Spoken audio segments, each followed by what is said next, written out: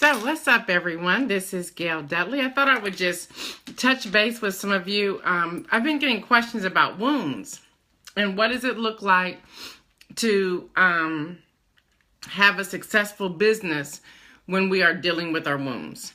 And I'm glad the questions that are coming in, I'm so excited for them. So I just want to touch on it just a little bit today.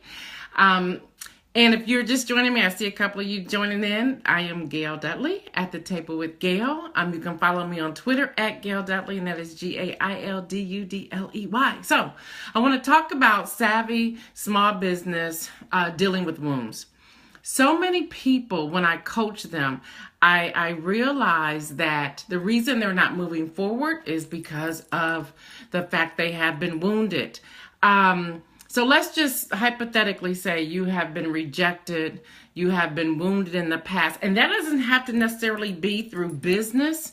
Maybe that happened with you on a job. Maybe that happened to you on the home. And when I say wounded, let me specify here. Sometimes we want to categorize wounds as in someone being physically abused or verbally abused. Yes, those are wounds as well, and they run deep. But some wounds that we deal with face-to-face or in our workplace or as an entrepreneur, as a small business, are the wounds that we have been rejected by other people. Maybe they rejected us because our prices were too high. Maybe they rejected us because they're just hating. You know, we do have that in the world. Maybe they rejected us for a numerous amount of ways, but we still need to deal with those, because if we've been wounded, we may shy away from moving out or moving forward, and it has that wound has a grip on us. So I want to talk just a little bit. I'm not going to stay with you long, but the first thing I want to suggest to you is that you ask a question, and that question is, how do I use my wounds to the advantage of building a business? I remember reading somewhere, and I hope I don't misquote this, but somewhere about Beyonce and her concerts.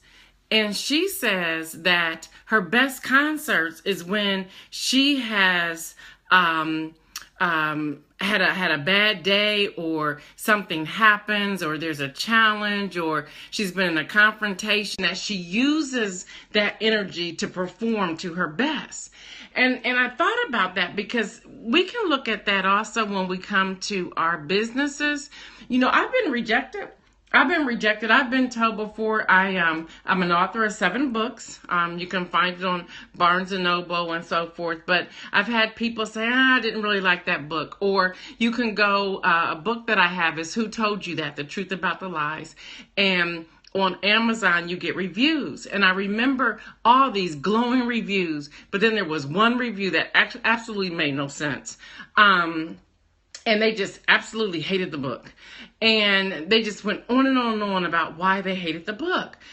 But they really didn't have a good reason, because what they were discussing had nothing to do with what I've written in the book. But that was a wound, and I was focused on that particular review when there were 20 other reviews. So why wasn't I focused on the other 20 reviews? So once I took a step back, I thought, how am I going to use this to my advantage? I'm going to use this to my advantage by building a platform and sharing, just like I shared with you, sharing, this person gave me a bad review, but that's okay. It is okay. Everyone's not going to like you or your product, and you have to be okay with it. You must be okay with that. So question number 1, how am I going to use the wound to my advantage? That's how you have to look at it when you're building a small business. How am I going to take this and use this to my advantage? Question number 2, figure out how to turn the hard and the difficult stuff into opportunities. So, first you're going to take the wound and deal with it to its advantage. And then how am I going to deal with the hard and difficult stuff and turn those things into opportunities? What does that look like? Great. And yes, I do use my business when I'm sharing, because I have firsthand knowledge. And I'm also sharing based upon the clients that I've seen, the coaching clients that I have. I'm going to talk about that in a moment. But one way is Ready Publication, Ready Magazine. It's a magazine that launched January 2015 with myself and my daughter, who is now 22 years old. And it just took off. You know, people kept saying to us, you'll never make it, especially not print. No one's going to read it. No one's going to read print. It's just not going to work today in the age of the digital world. So that could have bothered us, but I didn't allow it to bother me. I said, okay, this is hard and this is difficult. Now, how am I going to turn this around to opportunity? Well, I started with a survey and I started asking people, what do you want? I made sure that the paper was of the top-notch quality. So now here's what's happening. Because we were determined to do print and we were determined to listen to our readership, we have more print orders than we do digital from Amazon, from Kindle, from a download on a PDF or iTunes. We sell more print. How? Why? We make sure that when a person picks up this magazine, that they say, this is what I like. This is top quality, and I'm going to invest in this by making a purchase in it. So hard, difficult, listen to the naysayers, but we had to determine what we were going to do best for who we are, and we went for it. Another difficulty, okay, with this type of paper quality, it's going to really cost us. So are we willing not to make a profit when it comes to this magazine in the beginning? What does that look like for us? So this is what we did.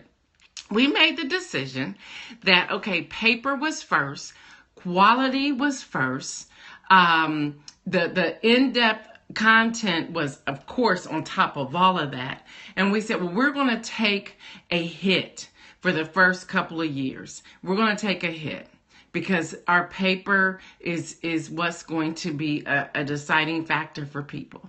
So hard, difficult, but we made that decision. And guess what? It's okay. It is okay. People love it. People are drawn to Ready Magazine. That's READY Magazine. And you can find it, by the way, at www.readypublication.com. And that's readypublication.com. And our July 3rd is coming out. I believe many of them are being shipped out tomorrow, but the July 3rd is actually the release date. And this is called The Fierce Issue, and I'm going to tell you it is fierce. But even with that, the hard and the difficulty, how do we turn those into opportunities? You look at, okay, this is hard, this is difficult. Yeah, paper. Are we willing to take a risk? Are we willing to take a hit? We'll do whatever we need to do because we want to get it out there. Hard, difficult. The opportunity is that people are drawn to it because of the paper. So you have to be willing to do that. When you're talking about being wounded, even with Ready Publication, we get hit all the time with our price point. The price point for a quarterly issue, which is edgy, it is extremely different. We push the envelope continuously, but it is content rich, which means we have more articles than we do advertisement. You're not going to pick up Ready Publication and see a lot of advertisements. We have in-depth articles. We have our contributors research everything it is that they're going to put into that publication. So there are articles anywhere from 600 to maybe 1,500 words. They're deep. They've been researched. You'll see more articles than advertisement. Our ads are only about 10 pages. Everything else is article, and we are about 80 pages strong. So imagine that, 70 pages of great content. That's who we are. But people will say at our price point, wow, that's $15.97. Well, of course, that's a wound. That's something that's someone saying that they're rejecting us. We had to have the mindset of, well, you buy anything, people buy whatever they want to buy. So instead of being wounded, I'm going to turn this into an opportunity. I'm going to turn it into an opportunity to teach people. You know, if you go to Starbucks in one day and buy 3 tall caramel macchiatos, that's about $12. So if you can spend $12 in one day or $12 over a span of 3 days on something like a coffee house, why would you not want to invest in yourself? But then we also had to realize, I'm going to help you here. We will have to realize that this magazine is not for everybody. Your product, it is not for everybody. And don't apologize for it. Do not cheapen yourself or devalue yourself because of a conversation you've had with someone. But what we do, and let's just be transparent and honest for a moment, what we do, we allow those things to happen to us, and it hurts us because of something that has been said to us before and we're still carrying it around. Some people will start thinking, well, am I worth charging $150 for a coaching session? Am I worth charging $29.97 for this notebook that's full of content? Am I worth charging $1,500 for 6 months coaching? Whatever that is, whatever that price point is, am I worth charging $9.99 for this book that I have published and put out there? You have to say, okay, where is this coming from? Maybe someone has said that to you, and maybe you decided, okay, I'm not going to charge this amount. Then you are out at an event, you see a book similar to yours, you see a piece of article of clothing similar to yours, you see accessories similar to yours, and they're charging $200, $500 for it, and they're getting it. You have to understand who your targeted audience is and market to your target audience. So you look at the hard and the difficult, and you turn that into an opportunity. I hope you're on here because I'm giving you some great information free. And I keep telling myself I'm only going to give 3 to 5 minutes, but I get so excited. I'm so passionate about what it is that I do that I want to share it with you so that you're not making the same mistakes that I have made. That's where I get the content from. I get the content from things that I have dealt with in the past, and what am I doing differently, and now I want to share it with someone else. So the third question is, okay, stop trying to figure out, stop trying to figure everything out and use that energy to move forward. So the question is, how are you going to move forward? Instead of saying, okay, how am I going to figure all this out? Just start moving to the beat, move forward. So the question to you today is, how are you going to move forward? Okay, I've been wounded. You've been wounded. We've been wounded. Okay, the wound has some of us stifled. The wound has some of us in a place of we don't know what we want to do. Some of us are afraid to step out because of our wound. But the question is, how are you going to move forward? Well, let's start with admitting the fact that you have a wound. It's that simple. Admitting it. Stop trying to hide from it. Stop trying to run from it. Admit the fact, okay, I've been wounded. I've been rejected. I've been shot down. My ideas have been shot down. Okay, so they have. Admit it and figure out how you're going to move forward. The worst thing you can do is not take the steps necessary to build your dream business as an entrepreneur. You got to go for it. You have to go for it. You know, I said to someone one day, we were talking about Ready Publication, and I said, you know, they said, what made you do this? And I said, there was just a passion on the inside of me.